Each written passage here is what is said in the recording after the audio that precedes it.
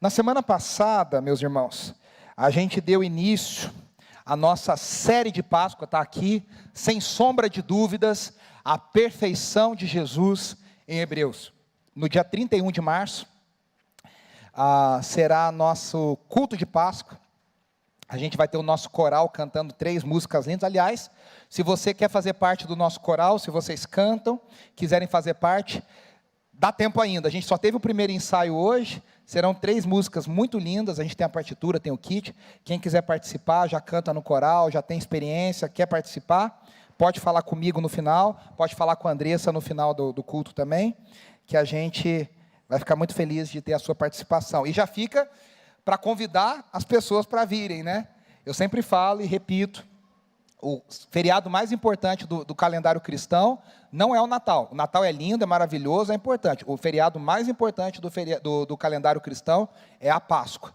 É o ápice do ministério e da vida e da obra de Jesus, na sua morte, na sua ressurreição, e é isso que nós celebramos na Páscoa. Então, dia 31 de março, nosso culto de Páscoa, eu convido você a convidar pessoas para estarem aqui conosco, para ouvirem a mensagem do Evangelho nesse culto tão especial. E aí nós temos falado sobre a perfeição de Jesus em Hebreus, e nós começamos na semana passada, e vamos terminar hoje, falando em Hebreus capítulo 4, nos versículos 14 a 16, o sumo sacerdote perfeito, a revelação celestial de Jesus. E aí eu vou pedir para o Mateus passar o slide. Olha só, como que Hebreus, até o capítulo 4, se estrutura e qual que é a ideia do autor de Hebreus, que eu disse na semana passada.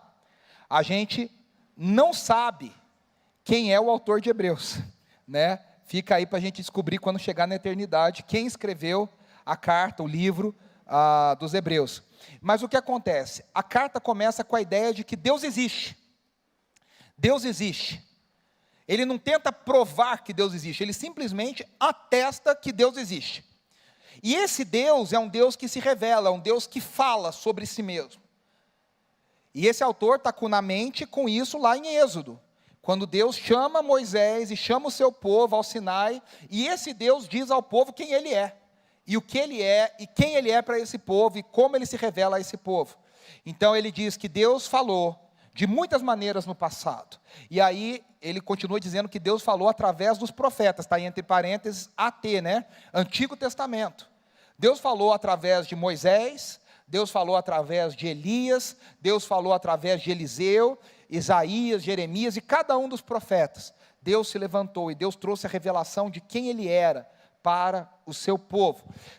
Então, veja, ele está dizendo, Deus existe, mas Deus não só, porque existe uma visão de mundo chamada deísmo, que é uma visão que ficou muito famosa no século XVIII, que dizia, Deus existe, mas ele está muito longe da gente. Deus está acima da criação, Deus não se preocupa com o mundo. Os cientistas nessa época acreditavam que Deus existia, época boa, né? Quando os cientistas acreditavam que Deus existia, só que na cabeça deles, Deus tinha dado corda no relógio, e colocou o relógio para funcionar sozinho. É a ideia de que Deus botou a criação para funcionar, e a criação funcionava sozinha, Deus não intervia. Obrigado, Rê. Deus não intervinha na sua criação, Deus não intervinha no mundo. E aí, a ideia do autor de Hebreus é completamente diferente. Deus existe, Deus se revela, e Deus fala conosco através dos profetas, Deus está na nossa vida. E aí está melhorando a coisa, pode passar, Mateus. Olha só, agora ele diz, Deus falou através do Filho. E aqui a mente de um judeu, um hebreu, fazia assim, né? Puf! Porque para eles, a declaração mais importante do povo de Israel é o Shema de Israel. Ouça Israel, o Senhor teu Deus é o único Deus. E aí agora o autor está dizendo, Deus falou, mas através do seu Filho. E aí, peraí, como é que é o Filho? E ele deixa bem claro, esse Filho não é qualquer filho, não é uma criatura. Teve um maluco na história da igreja, eu falo assim, um herege chamado Ário, que ele disse que Jesus foi criado em algum momento pelo Pai. Em algum momento ele recebeu o nome de filho, a nomenclatura de filho, e ele foi adotado pelo Pai, mas ele era uma criatura. Ele teve um começo, como eu e você. Não é isso que as Escrituras dizem, não é isso que o autor de Hebreus diz. Ele começa a falar da superioridade desse filho. Ele diz, ele é maior do que os anjos, porque a ele foi dado o direito de se sentar ao lado direito do Pai. O lado direito significa autoridade, ou seja, ele recebeu autoridade. O autor de Hebreus está dizendo, o Filho é igual em majestade ao Pai. Ele é igual em majestade ao Pai. E aí ele vai dizer, a revelação desse Filho é a exata manifestação de quem Deus é. Para um judeu, ele está dizendo, a revelação dele é melhor do que a sarça ardente no deserto. É melhor do que o tabernáculo no deserto. É melhor que o templo de Salomão. É melhor que a arca da aliança. É melhor do que todas as coisas. O Filho é a exata manifestação de quem Deus é. E aí ele começa a caminhar para o capítulo 2 e para o capítulo 3, trabalhando nessa última ideia que eu coloquei aqui. Essa revelação, ela provoca ou profundo amor, ou profunda rejeição. E aí vocês vão se lembrar que semana passada eu disse, quanto mais Deus se revela, mais a resposta é radical. Quanto mais Deus se revela, ou você ama mais, ou você odeia mais. Não tem como ficar no muro, em cima do muro, enquanto Deus se revela. E como Deus se revelou plenamente através do Filho, então as respostas agora são muito viscerais. As respostas são... Gente, eu não sei vocês, né, mas assim, a gente lê os evangelhos, o The Chosen está aí para ajudar. Só um comentário, um parênteses. Essa semana eu vi uns pastores, sérios até, gente bacana, mas um estava falando que ele não gosta do The Chosen porque Jesus na série sorri. Aí cá entre nós, né, esse cristianismo é muito triste, né, de um cara que Jesus não pode rir, cara. Aí o outro falou que não pode ver The Chosen porque... esse aí foi até meu colega no mestrado, que não pode ver The Chosen porque viola o segundo mandamento, que não é para fazer imagens de Deus. Então, que um ator representando Jesus viola esse mandamento. Gente, menos viagem, né? O The Chosen e a Bíblia? Claro que não. É baseado na Escritura, mas tem muita coisa ali que fala, mas é uma coisa legal, que nos ajuda a entender o mundo que Jesus vivia. Muito interessante isso, né? E quando a gente vê a série, ou a gente lê as Escrituras, né? Claro que eu não estou dizendo que ver a série e ler a Escritura é a mesma coisa, ler a Escritura é muito mais poderoso. Eu sempre fico intrigado com algumas coisas que estão lá, que a gente meio que passa batido.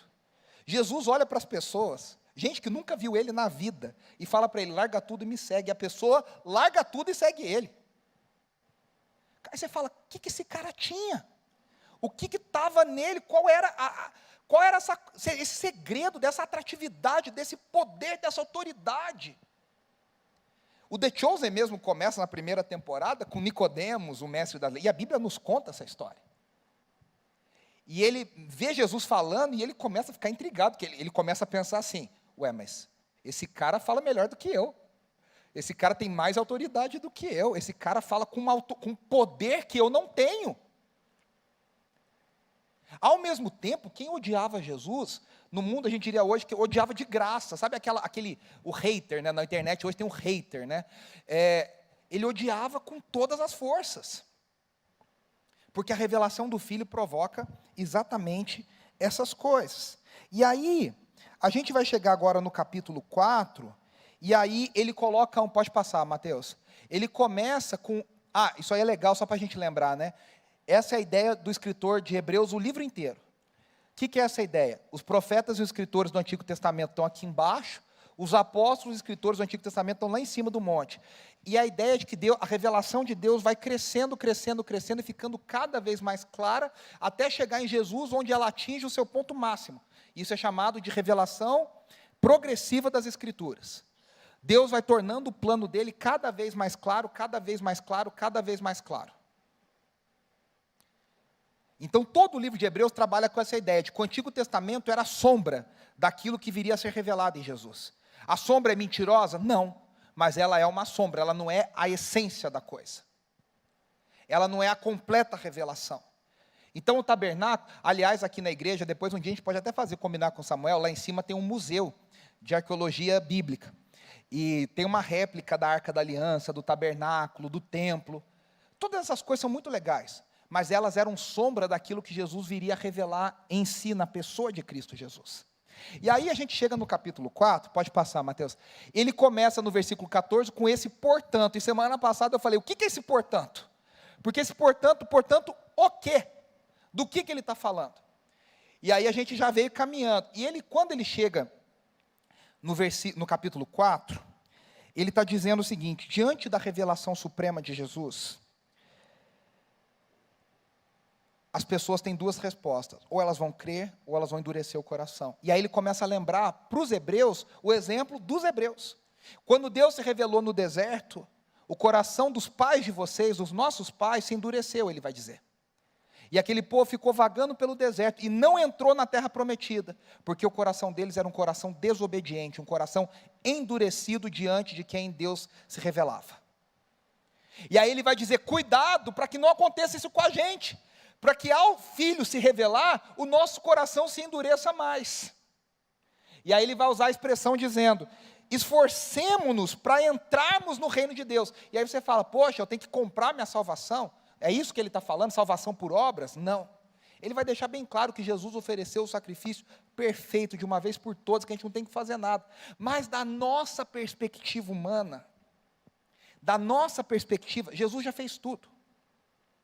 Mas da minha perspectiva e da sua, a vida cristã é uma batalha. A vida cristã não é fácil, meus irmãos.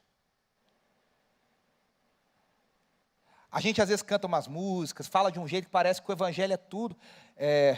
O João Alexandre gravou uma música há uns anos atrás que ele diz assim: quem foi que te disse que a vida é um mar de rosas, rosas têm espinhos e pedras no caminho? É exatamente isso. Quem foi que disse que a vida com Jesus é um mar de rosas? Não é. Ela é difícil. É uma oposição completa, exige uma dedicação. E ele diz, o autor de Hebreus: esforcemo-nos para entrarmos no descanso do Senhor. A gente tem que comprar essa batalha, a gente tem que querer vencer essa batalha. E aí, nos versículos 12 e 13, imediatamente atrás desse, ele fala assim: a gente tem duas ferramentas. A palavra de Deus, que é poderosa, ao ponto de penetrar para dividir a alma e os pensamentos do homem. O que ele está querendo dizer? Parece que esse versículo, quando você vem lendo, depois vocês leem o capítulo 4, depois que vocês leem, parece que de repente esse versículo 12 e 13 está fora de lugar. Parece que mudou de assunto, mas ele está dizendo o seguinte: o coração do homem é enganoso. A única coisa que pode revelar o nosso coração para nós é a palavra de Deus. A única coisa que pode abrir o nosso coração ao ponto de discernir o nosso pensamento, para dizer: isso é pensamento meu. Gente, provavelmente vocês já viveram isso, eu espero que vocês já tenham vivido isso. Quantas vezes a gente está achando que a gente está num caminho, a gente acha que a gente está bem, que a gente está ouvindo a Deus, de repente vê uma palavra de Deus, você lê alguma coisa nas Escrituras, alguém explica alguma coisa, de repente o teu pensamento divide, aí você fala assim, você tem uma revelação de que, nossa, eu estava muito enganado. Nossa, eu estava achando que eu estava bem, mas meu coração, isso é orgulho, isso é pecado, isso é egoísmo. A palavra de Deus revela quem nós somos. Ela revela as nossas intenções. Ela revela aquilo que nós precisamos nos esforçar para entrar no descanso do Senhor. Aquilo que a gente precisa melhorar. Aquilo que a gente precisa crescer. E aí eu vou ler de novo os versículos 14 e 16 para a gente continuar daqui. Ele diz assim: portanto, você pode ler comigo. Visto que temos um grande sumo sacerdote que adentrou os céus, Jesus, o Filho de Deus, apeguemo-nos com toda a firmeza ao que confessamos. Olha a ideia de novo, eu tenho que me apegar. Apegar é segurar com força, com toda a firmeza. Lembra quando você era criança? Não sei se na casa de vocês tinha isso. Tinha aquelas festas de criança que alguém fazia uma bola bem gigante, assim, um balão bem grande, cheio de doce. E aí vinha a dona da festa, né, a mãe do aniversariante, e fala: agora eu vou estourar, e tal. A criançada sai daquilo, é vida ou morte segurar o doce, assim. O que o autor está dizendo é: pegue em Jesus que nem você pegava naquele doce. Segura assim, se pode vir 3 crianças no pirulito, você não vai largar, você vai ficar e não vai soltar. Esse doce é meu, né? Você não vai largar. Se apegue com toda a firmeza. Aí ele continua: pois não temos um sumo sacerdote que não possa compadecer-se das nossas fraquezas, mas sim alguém que, como nós, passou por todo tipo de tentação, ainda que sem pecado. Assim, aproximemo-nos do trono da graça com toda a confiança, a fim de recebermos misericórdia e encontrarmos graça que nos ajude no momento da necessidade. O autor de Hebreus vai chamar Jesus, ele coloca a palavra no grego, um mega sacerdote. Ele é um grande sumo sacerdote. E eu disse, e eu terminei semana passada aqui, o sumo sacerdote já era um sacerdote. De todos os, vamos fazer o seguinte, Israel tinha 12 tribos.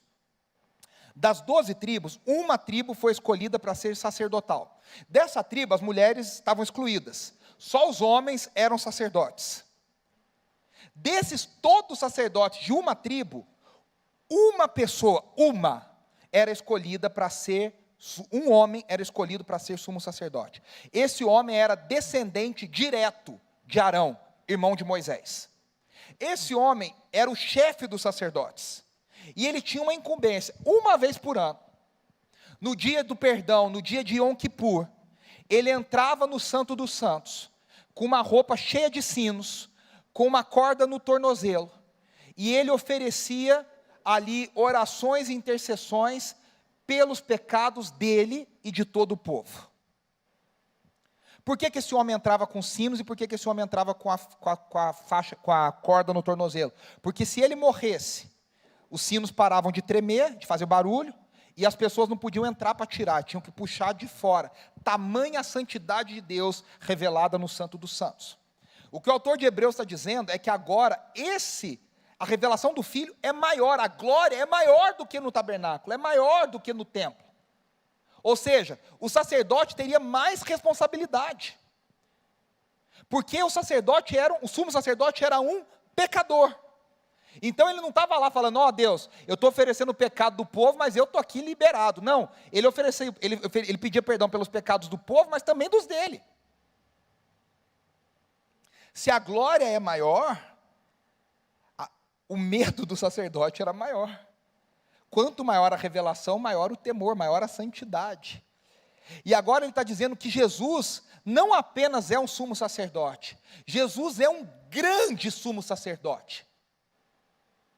E aqui você fica assim, mas Jesus não era Deus? Sim, mas Jesus sendo Deus, se tornou um de nós, e se colocou no nosso lugar, e ele foi pedir perdão diante do Pai, não diante da arca, não diante do templo aqui na terra, ele entrou no verdadeiro santuário, e ele foi pedir perdão, não pelos pecados dele, porque ele não tinha pecado, ele não tem pecado, mas ele pediu perdão pelos nossos pecados, diante do Pai. Por isso que Jesus é um grande sumo sacerdote. E aí, ele cita, pode passar, Mateus? Ele cita, pode passar? Eu até coloquei, Jesus o verdadeiro GOAT, o greatest of all times, o maior de todos os tempos. Ele foi o maior sacerdote de todos os tempos. Pode passar?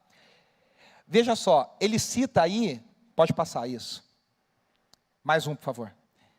Mais um. Isso.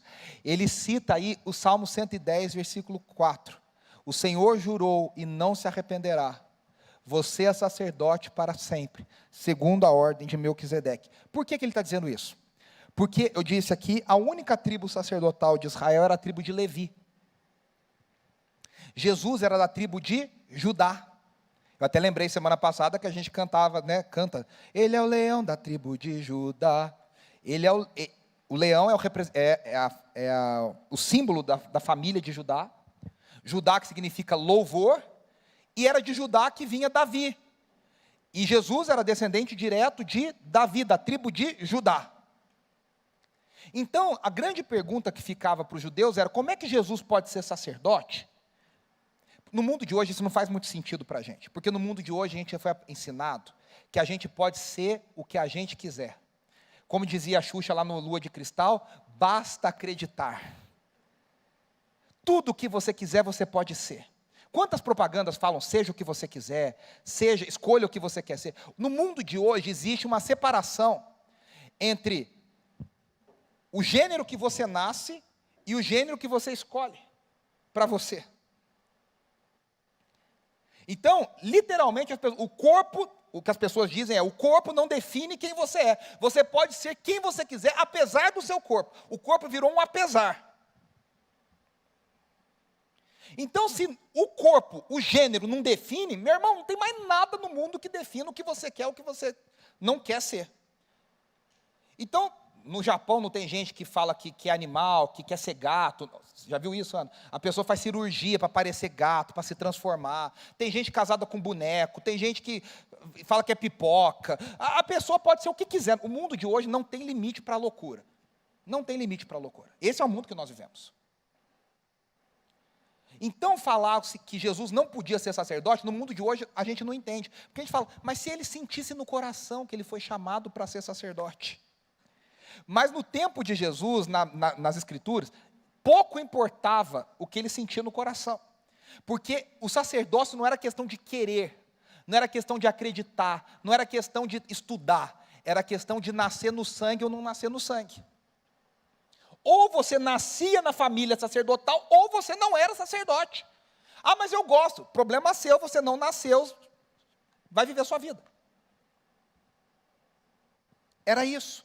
Então nós tínhamos um problema. Se Jesus não nasceu na família de Levi, como é que ele pode ser sacerdote? E pior, como é que ele pode ser sumo sacerdote, o chefe dos sacerdotes?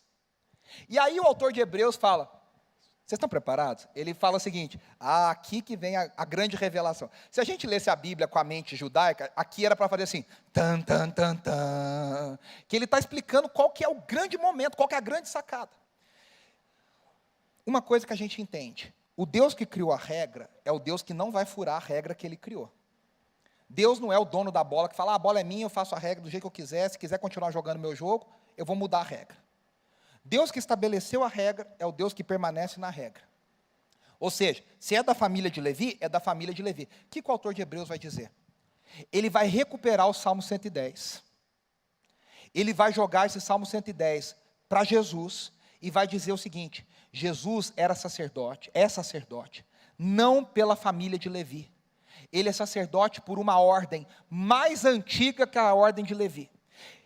E aí ele recupera no Salmo 110 a figura de Melquisedeque. Quem é esse Melquisedeque? É um cara que ninguém sabe de onde veio, ninguém sabe para onde foi, mas ele aparece em Gênesis, quando Abraão está voltando da guerra contra os 5 reis, e Abraão olha para ele e reconhece nesse Melquisedeque, a figura de um rei e de um sacerdote. Aqui nós já temos um problema no Antigo Testamento, porque no Antigo Testamento, ou você era rei, ou você era sacerdote, ou você era profeta. Não tem na história do Antigo Testamento alguém que era rei, sacerdote e profeta. Só Jesus tem esses 3 ofícios, Hebreus fala sobre eles. No Antigo Testamento, só Melquisedeque era rei e sacerdote. E diz a Escritura, sem explicar muito, que ele era rei de Salém, provavelmente a cidade que futuramente se tornaria Jerusalém. E a Bíblia diz que Abraão reconheceu nele que ele era sacerdote do Deus Altíssimo. E o que Abraão faz? Abraão, ao reconhecer que aquele homem era um homem de Deus, enviado por Deus, ele pega dos despojos da guerra, que ele está voltando da guerra, com animais, com escravos, com dinheiro, com joias, e ele tira 10% do que ele ganhou, e ele dá para Melquisedeque como um dízimo, reconhecendo que Melquisedeque era um homem de Deus, superior a ele. Agora, olha o argumento do cara de Hebreus. O cara é muito inteligente. Ele diz o seguinte, Abraão era pai de Isaac, vô de Jacó, bisavô de Levi. Vocês estão comigo? Se o bisavô, quem que é maior, o bisavô ou o bisneto? O bisavô. Aí ele diz, se o bisavô reconheceu que Melquisedeque era superior a ele, obviamente, Levi era inferior a Melquisedeque. Melquisedeque era superior a Levi. Então, o que o autor de Hebreus está dizendo é o seguinte, Jesus é de uma ordem maior que a ordem de Levi. Jesus tem um ministério maior que o ministério de Levi, porque o ministério levítico acabou. Ele diz, ninguém vai precisar mais oferecer sacrifícios de animais. Ninguém vai precisar ficar entrando no santo do santo, porque Jesus já fez isso de uma vez por todas, porque ele é de uma ordem superior e mais antiga que a ordem de Levi. Ele está querendo dizer, Deus não mudou a regra. A gente não conhecia essa regra. A regra estava lá, inclusive está no Salmo desde, séculos atrás. É que a gente não entendeu, e agora Percebe o que é a revelação progressiva? Estava lá, mas a gente não entendeu. Agora a gente olha e fala, era isso. Sabe aquele filme que a gente assiste? Que tem um monte de coisa que você não entende. Aí chega no final, você fala, sabe o Sexto Sentido, quando você descobre que está todo mundo morto, só o Bruce Willis está morto? Aí você fala, eu sempre falo, gente, depois de 10 anos, não é spoiler, você não viu até hoje, eu já contei, já era. Aí você fala, sabe aquele filme que você fala assim, vou ter que ver de novo. Só para ver agora, sabendo que eu já sei. Vou ver. Aí você percebe, desde o início, até um monte de dica lá, só que a gente não percebeu, porque você não sabia o final. O autor de Hebreus está dizendo o seguinte, gente, a gente tem que ler o Antigo Testamento inteiro, olhando para Jesus agora e vendo o que tem de dica, de que Jesus já estava lá, já estava lá, já estava lá, já estava lá. Então ele quis dizer, Jesus não roubou. Ele é o maior sumo sacerdote que há. E aí ele continua. Por que Jesus é esse grande sumo sacerdote? Pode passar, Mateus.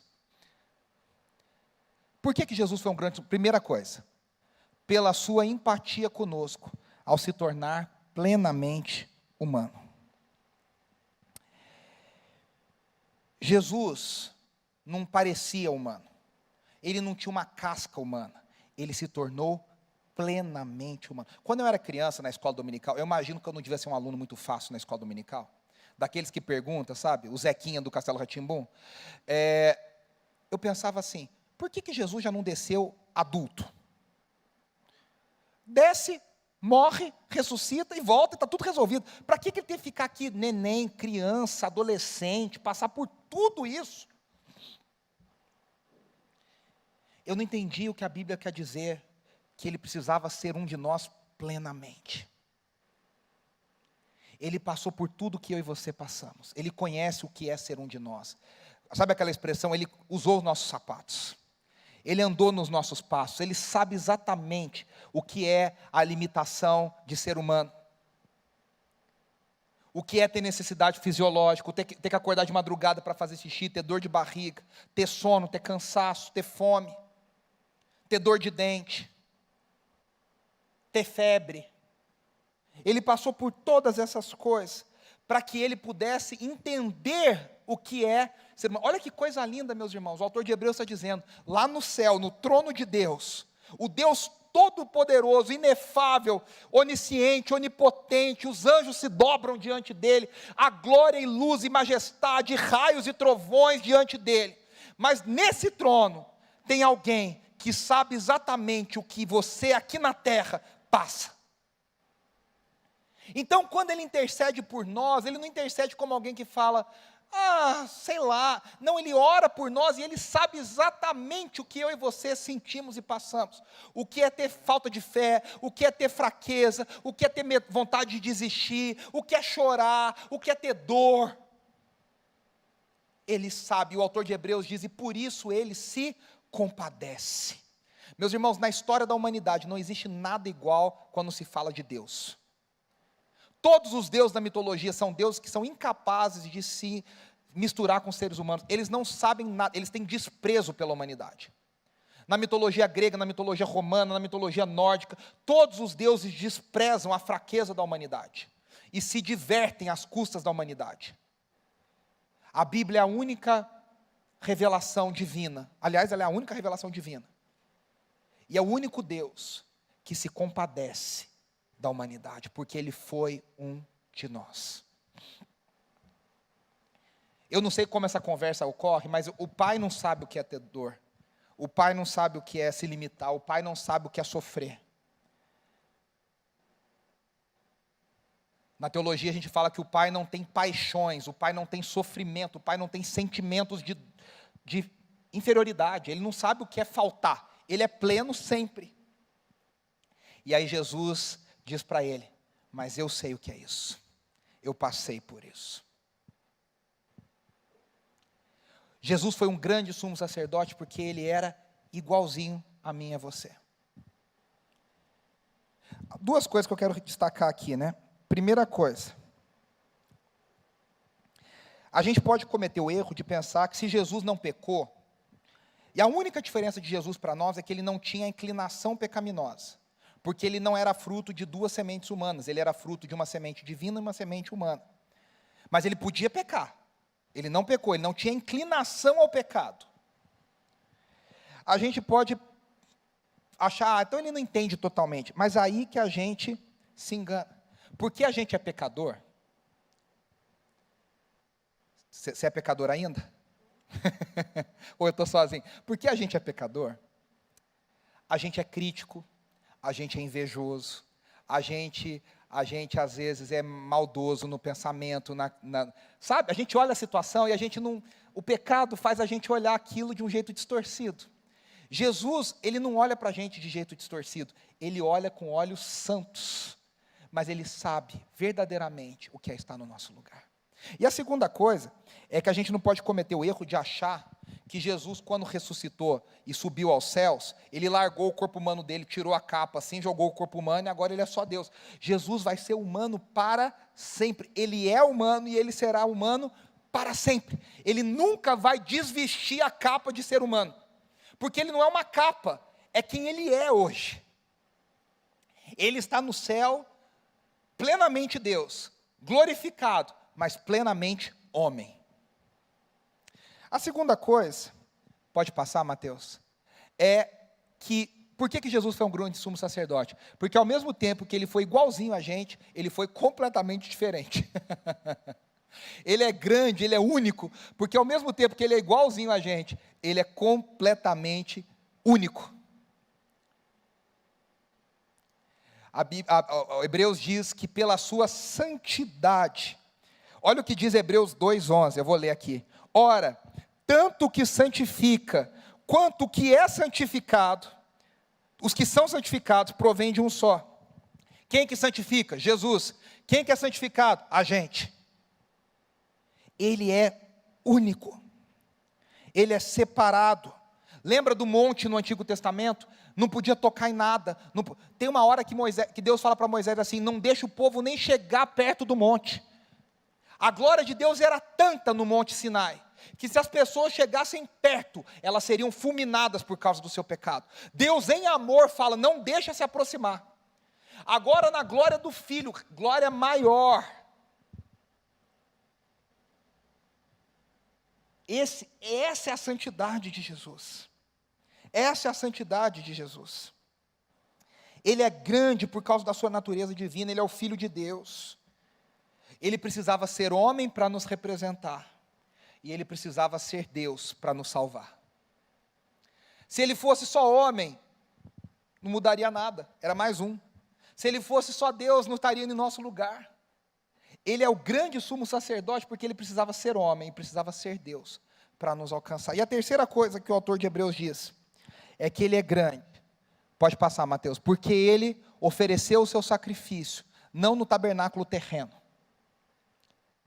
não no templo lá em Jerusalém, mas ele ofereceu o seu sacrifício no verdadeiro templo celestial. A Bíblia diz que ele entrou no verdadeiro lugar onde Deus mora. Ele entrou no templo dos templos, ele entrou no grande lugar aonde Deus está. E ali ele ofereceu o seu sacrifício. Nenhum sumo sacerdote entrou nesse lugar. Nenhum sumo sacerdote esteve nesse lugar. Jesus ofereceu o sacrifício diante do Pai. Os sumos sacerdotes aqui na terra ofereciam diante da Arca da Aliança, no lugar chamado propiciatório, onde as asas dos anjos se tocavam. Naquele lugar era onde Deus manifestava a sua misericórdia. Todos os sumos sacerdotes ofereciam coisas ali. Jesus adentrou o verdadeiro templo celestial. Hebreus 9:11 diz assim, contudo, quando Cristo veio como sumo sacerdote, dos benefícios agora presentes, ele adentrou o maior e mais perfeito tabernáculo, não feito pelo homem, isto é, não pertencente a esta criação. Hebreus 9:24 diz, pois Cristo não entrou em santuário feito por homens, uma simples representação do verdadeiro, ele entrou nos céus para agora se apresentar diante de Deus em nosso favor.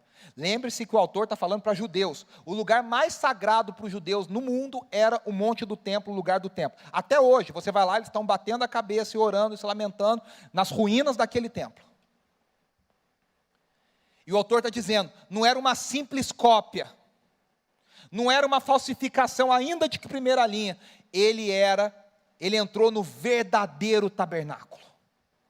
Ele entrou no verdadeiro lugar, imagine a glória. Ele está dizendo para os judeus, se vocês acham santo isso aqui, imagina a santidade e a glória do verdadeiro.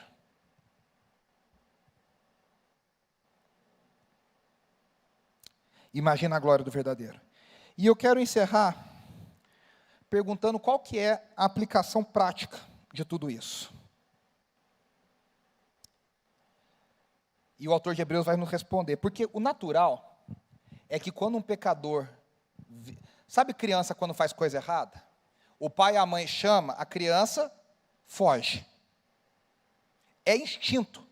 Adão e Eva, Deus chamava no jardim, eles vinham. No dia que eles cometeram o pecado, Deus chamou, eles não vieram. Quem é pai, quem é mãe sabe disso. Quando você chama a criança não vem, você fala, alguma porcaria já fez. No jeito que responde, você já percebe que a voz está meio torta, já confessa o pecado e a culpa. A resposta natural do pecador é fugir da santidade. Só que o autor de Hebreus, a gente leu no versículo 14 e no 16, ele diz, o que a gente vai fazer diante disso? Ele diz, a gente vai se aproximar do trono da graça.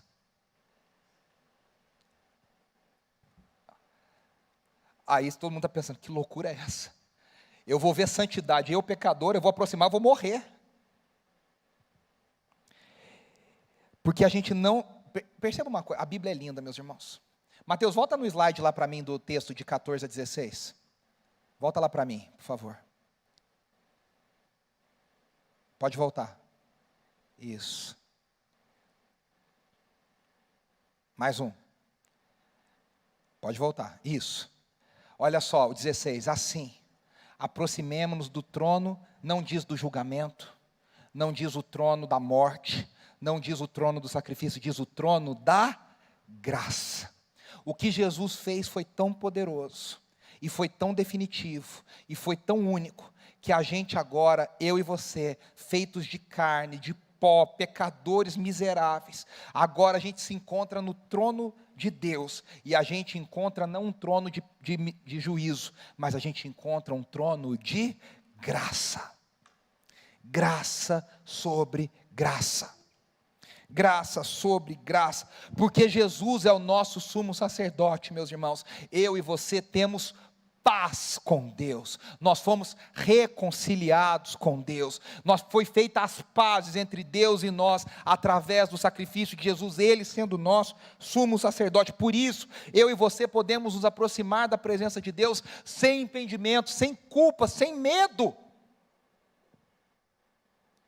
A gente pode subir na balança para se pesar sem medo de ter engordado. A gente pode se aproximar diante de Deus sem medo. A gente não precisa se esconder. Agora a gente pode se aproximar. E olha a palavra que ele diz, com toda a confiança. Se tinha uma coisa que o sumo sacerdote não tinha, era confiança. Eu imagino, esse homem entrava assim, ó, chacoalhado, que ele pensava, se eu tiver um pecadinho que eu esqueci, um sacrifício que foi errado, eu estou fulminado.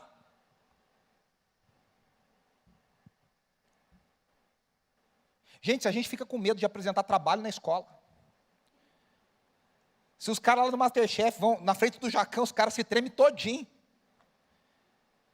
Será que eu esqueci alguma coisa? Será que eu botei um ingrediente? Será que eu copiei direitinho? Será que eu fiz? Imagina o cara que está ali representando os pecados do povo. E cá entre nós, o povo pecava caprichado. E ele está ali, não era que morria o bezerro, morria ele. Tudo que esse cara tinha, que faltava nele, era confiança. O que você quer? Confiança. Não tinha confiança. Ele entrava tremendo. Que nem o Chaves na casa da bruxa do 71. Entrava assim, ó, chacoalhando. O autor de Hebreus diz, agora a gente se aproxima com toda confiança. Aí você fala, o que mudou? O que mudou é que a gente não entra no nosso mérito, a gente entra confiando em Jesus, no que Ele fez. No que Ele fez. Tem um hino antigo que a gente canta que diz, que segurança tenho em Jesus. Que segurança eu tenho em Jesus. Ah, esse não falha. Ah, esse não erra. Ah, esse não muda. Os céus e a terra passam, mas Ele permanece. Ele é o autor e Ele é o consumador da nossa fé. Por isso que a gente se aproxima com confiança. E o que a gente encontra quando a gente se aproxima com confiança? misericórdia e graça. Eu não sei você, meu irmão, minha irmã, mas tudo que eu quero encontrar diante da presença de Deus é misericórdia e graça. Graça, graça, graça. Charles Spurgeon, o príncipe dos pregadores, diz algumas coisas que decorrem dessa aproximação. A primeira coisa é que a gente se aproxima diante de Deus com reverência, humilde. Ele diz, se a gente se oferece em respeito na Casa Branca, no Palácio de Buckingham, com que humildade, com que reverência a gente deve chegar diante das cortes celestiais? Com que reverência a gente deve se apresentar diante de Deus? E aí ele diz assim, não há lugar para orgulho ou vaidade, se os nossos olhos pudessem ver o que realmente está acontecendo diante de nós. Ele diz assim, seu trono é o grande trono branco, imaculado e claro como cristal. Olha que legal essa frase. Familiaridade pode haver, mas não deixe que seja uma familiaridade ímpia.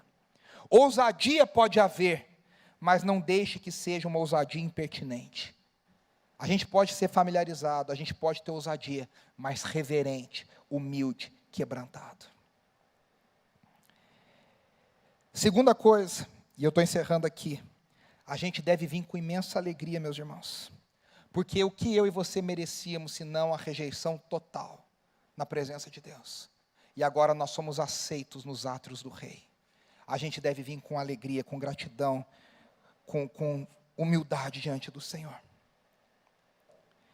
Em seguida, essa aproximação, essa oração deve incluir amplas expectativas. Sabe por quê? Porque o nosso Deus é um Deus grande, o nosso sacerdote é um sacerdote grande.